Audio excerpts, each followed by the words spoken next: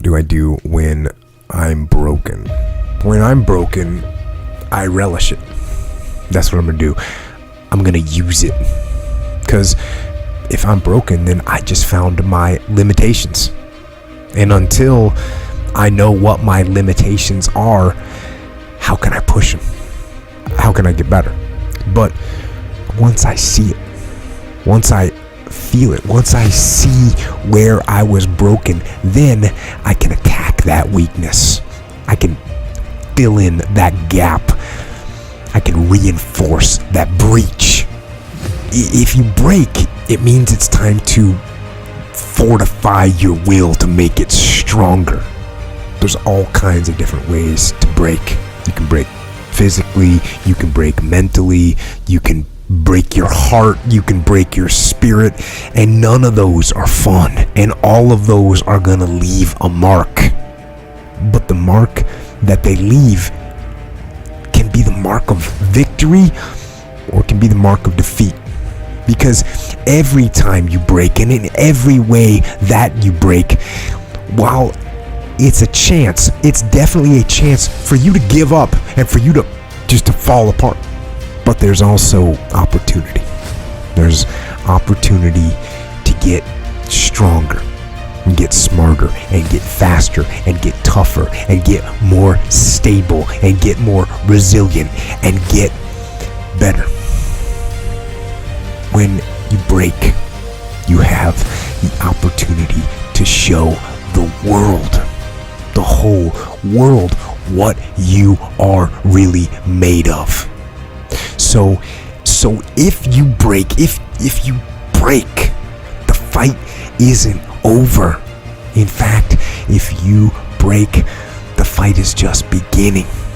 And as you crawl up and out of that dismal and wretched place, covered, and you're covered in blood and sweat and dirt and filth as you rise above what you were.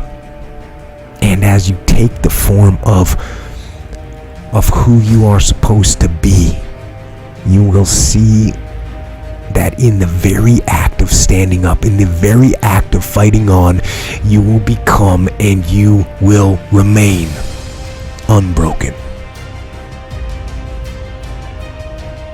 I'm not saying to put yourself down.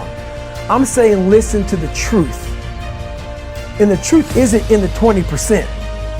The truth is in this other part of your brain saying, look, man, you're wasting a bunch of percentage here. We have 80 more percent that we're not tapping into, because in this other 80% is suffering, pain, failure, self-doubt, darkness, and then a whole bunch of light. But to get to this light, you gotta go through all of this shit. So a lot of us know that. I can get over here, but over here, man, this is much better, because I gotta go through this journey that is not fun. This from 20 to 100%, this shit in between is not fun. So we decide to live over here. So everybody goes, how do you do that? You know exactly how to do that.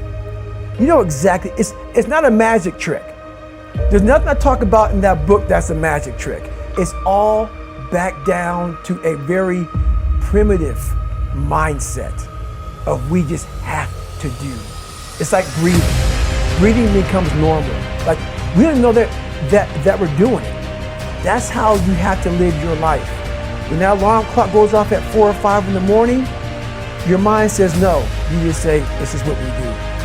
It's what we do now. Because to get to where you want to go, the amount of pain involved, I'm not saying physical, I'm not saying you got to break yourself off. The amount of mental pain of how many times you're going to have to do something that you don't want to do to get to where you want to go is going to be, there's going to be more times you do something that you don't want to do than you are going to want to do it. And that's your new norm. So then it's like breathing. And then once you do this over and over and over again, it becomes like breathing. I don't want to live this lifestyle, but to get to the other side of this, I have to. So if you really want it, you realize what trying is and what trying is not.